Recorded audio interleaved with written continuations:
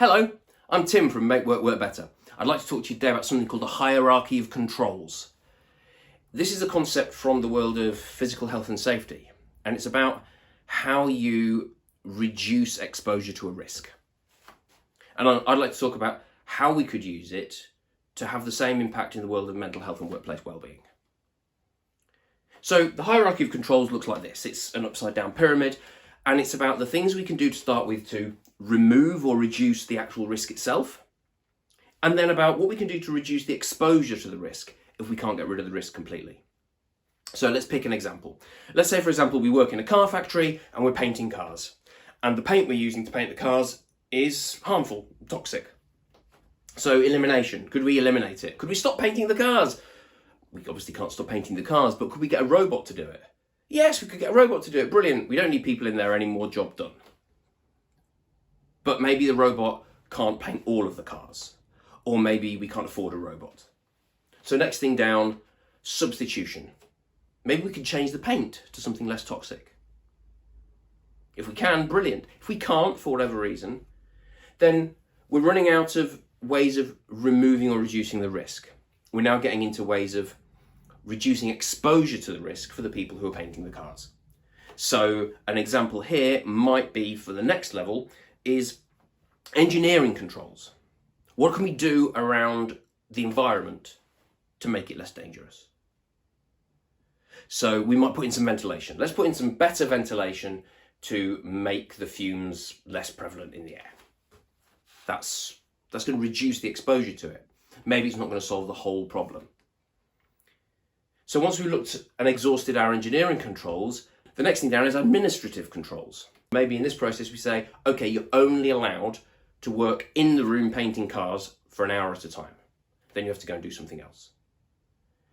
And a maximum of 3 hours a day. Because then you're reducing the exposure to the risk.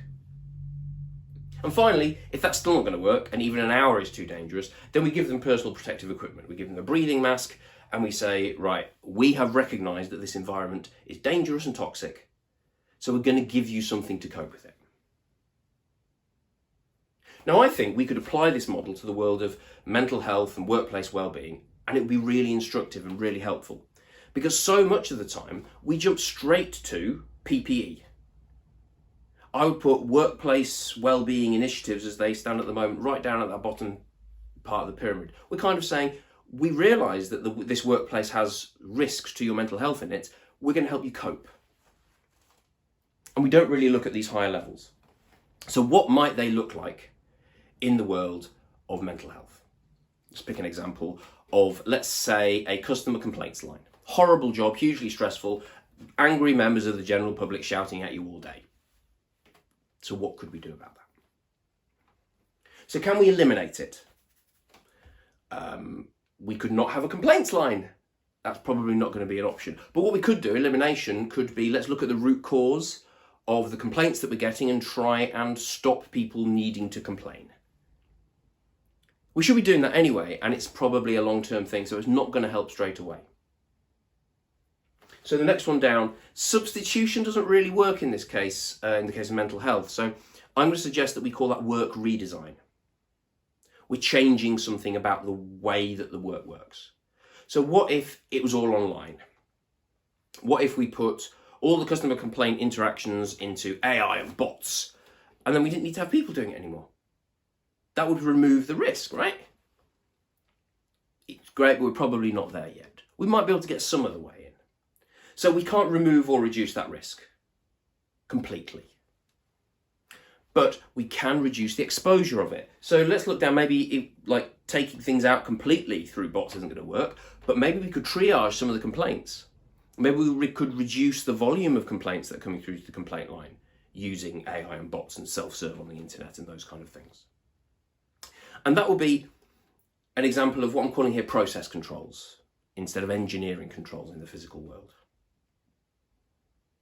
Maybe that's not worked completely, so then administrative controls are probably something that we need to think about. Similarly to the paint. If we said you only work on the call line for an hour at a time, and then you have a break, and then you go and do something else, then you come back and do another hour, then that at least would reduce the volume of complaints and stressful interactions that you're having to deal with, and it would become less overwhelming. So that's going to help. It's going to reduce the risk. It's not going to solve it, but it's going to reduce the risk.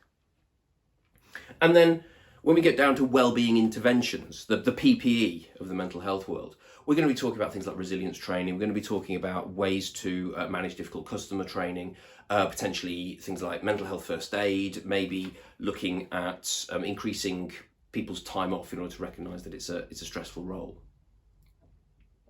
So what I find interesting is that in the world of mental health, we've got loads of opportunities to think about why is our work stressful and what could we do to mitigate that before we jump into dealing with the outcome of a stressful situation.